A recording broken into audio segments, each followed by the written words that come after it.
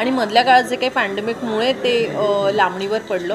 So आम्ही खूप काळ ह्या चित्रपटाची अत्यंत आतुरतेने वाट पाहिली आणि फायनली 2024मध्ये तो मुहूर्त लागला आहे आणि पंचकथा प्रेक्षकांच्या भेटीला येतो. कारण हे फार महत्त्वाचं आहे की आपण एक काम करतो, छान काम करतो, आपल्याला वाटतं की अरे हा सॉलिड सिनेमा आहे, पण तो प्रेक्षकांपर्यंत जोपर्यंत पोहोचत नाही तोपर्यंत त्याचं चीज होत नाही. हे बघ, ती एक तर बिचारी आहे, ती जी स्क्रीनवर आहे तिला खूप प्रश्न पडतात. ती बरं तिने हे व्यवस्थित सांगितलं की ती जी स्क्रीनवरची आहे ती बिचारी आहे. सत्य परिस्थिती अशी बिलकुल नाही. त्याबद्दल तिने स्वतःवर ओढून घेतलं नाही, हे मला अत्यंत आवडलं. हा तिचा खरेपणा आहे.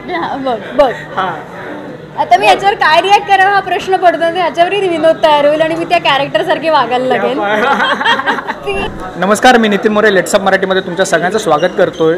येत्या नवीन वर्षामध्ये जानेवारी 5ला एक खरंच खूप धमाकेदार असा चित्रपट प्रदर्शित होणार आहे, प्रेक्षकांच्या भेटीला आहे, पंचक नावाचा. आणि त्या चित्रपटातल्या 2 गोड अभिनेत्री माझ्यासोबत आहेत, दीप्ती आणि नंदिता. कसं दोघी कमाल. आणि आज आमचं ट्रेलर लॉन्च झालाय तर त्यामुळे अजून जास्त कमाल होतं.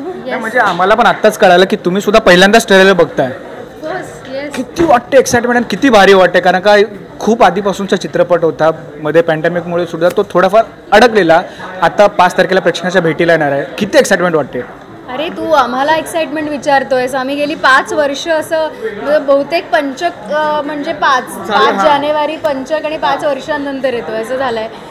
खूप एक्साइटमेंट. म्हणजे ट्रेलरसाठी आमच्या आधी ग्रुप कॉल्स खूप व्हायचे आणि त्याच्यात हाच विषय असायचा की अरे कधी येतोय आमचा पिक्चर, आणि राईट टाईमला येतोय असं मला वाटतं. आणि ह्या सगळ्या दिग्गज कलाकारांसोबत ची एक वेगळी भट्टी निर्माण होणं आणि त्यांचं त्या सावंतवाडीत त्या जागेला ह्या कथेशी घेऊन त्यावेळेला काहीतरी वेगळं मज्जा तयार होणं आणि ती शूट होणं, ही गंमत तुम्हाला 5 तारखेला पाहायला मिळणार.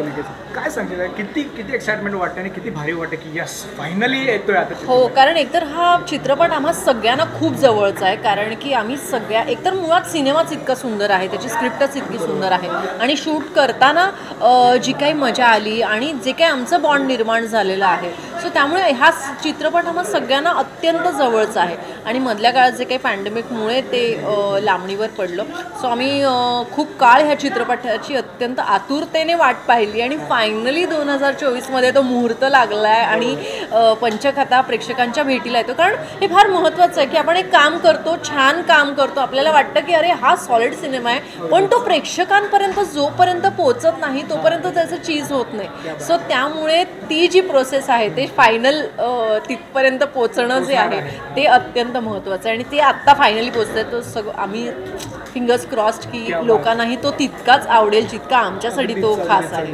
बरं, याच सिनेमा जेव्हा शूट होत होता तेव्हा कशी अंधश्रद्धा आम्हाला कळाली. आता ती श्रद्धा आहे की अंधश्रद्धा, तुम्ही आम्हाला सांगा. की आनंद इंगळे कलाकाराच्या रूममध्ये खूप सारी आणि खूखूप भारी भारी महफिल जमायची. काय आहे ते नेमकं प्रकरण? आपण गणपती बाप्पा मोरया जसं म्हणतो प्रत्येक कामाच्या सुरुवातीला, तसं आम्ही आनंद दादाच्या रूमचा नारळ फोडतो दरवेळेला.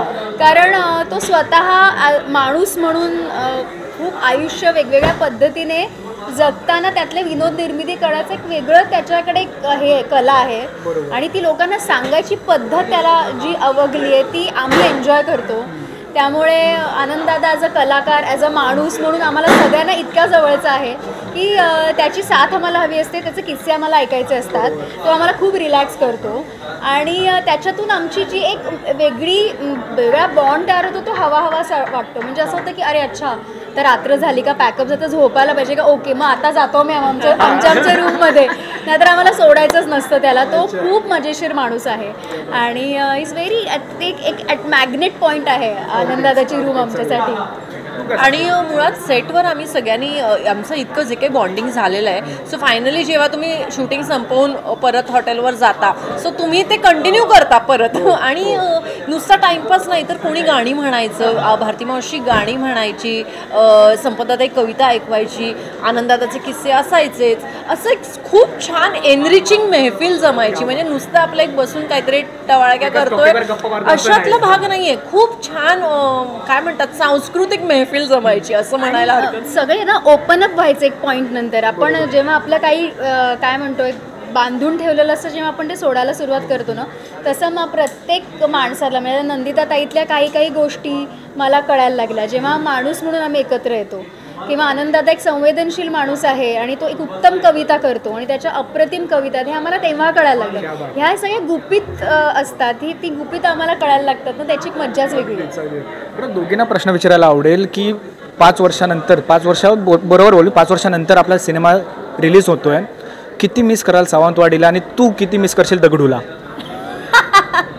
हे बघ, ती एक तर बिचारी आहे, ती जी स्क्रीनवर आहे तिला खूप प्रश्न पडतात. ती सगळं तिने हे व्यवस्थित सांगितलं की ती जी स्क्रीनवरची आहे ती बिचारी आहे. सत्य परिस्थिती अशी बिलकुल नाही. त्याबद्दल तिने स्वतःवर ओढून घेतलं नाही, हे मला अत्यंत आवडले. हा तिचा खरेपणा आहे.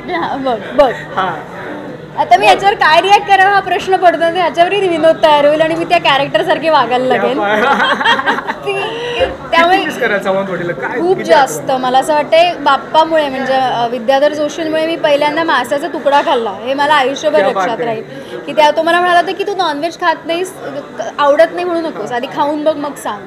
सो मी पहिल्यांदा तेव्हा ते खालती मज्जा, ह्यांचे नॉनव्हेजवरचं प्रेम पाहून मला इतकं तृप्त व्हायला होतं की ती एक मजा, निसर्ग सानिध्य, ह्या सगळ्यांचं मला मिळालेला सहवास आणि त्यांच्या नकळत मी त्यांच्याकडून वेचलेल्या गोष्टी आणि आता जे काही दिसणार आहे ते हे सगळंच मी घेऊन चालले. तू काय सांगशील? मी मिस नाही करणार, कारण मुळात मी कोकणातली असल्यामुळे, त्यामुळे ते माझं गावच आहे.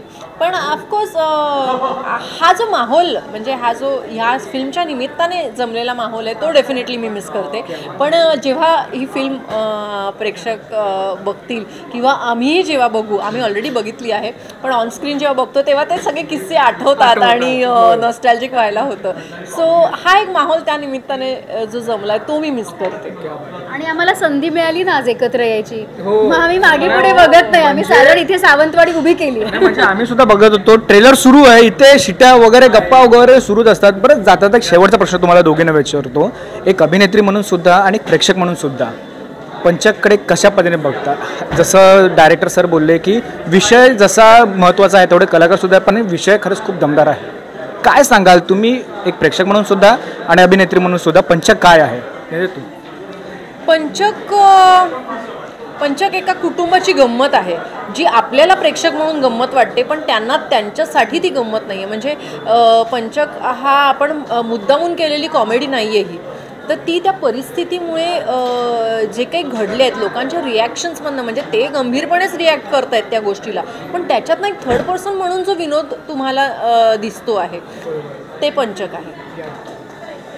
पंचक, जसं मी म्हणलं की पंचक म्हटल्यावर आजींपासून पणजीपासून आपल्याला सतत ग्रह तारे नक्षत्र शुभ अशुभ त्याचं दडपण, अरे बापरे, हे जे वाटतं त्याला पूर्ण मारक अशी कथा मांडणं, लिहिणं आणि सादर करणं हे पंचक आहे. ह्याचा भाग होणं आणि मला खूप हसता येणं हे पंचक आहे. आणि अभिनेत्री म्हणून ह्या वर्षात गंभीर अभिनय करता आला, ॲज वेल ॲज मला आता एक वेगळा काहीतरी विनोदी करता येतं आहे. सो ही एक मला रेंज करता आली, ह्याचा मला एक आनंद आहे. आणि पुढे काहीतरी अजून वेगवेगळ्या छटा तुम्हाला दिसतील. सो पंचक म्हणजे आमचे ग्रहतारे आत्ता उत्तम चाललेले आहेत आणि याच्या 5 पटीने आम्ही जोरदार धावणार आहोत, हेच पंचक आहे. खरंच खूप भारी वाटतं तुमच्या दोघांसोबत गप्पा मारून. तुर्तास आपण थांबूया, जाता खरंच खूप धन्यवाद लेट्सअप मराठी सोबत गप्पा मारल्याबद्दल. Thank you so much.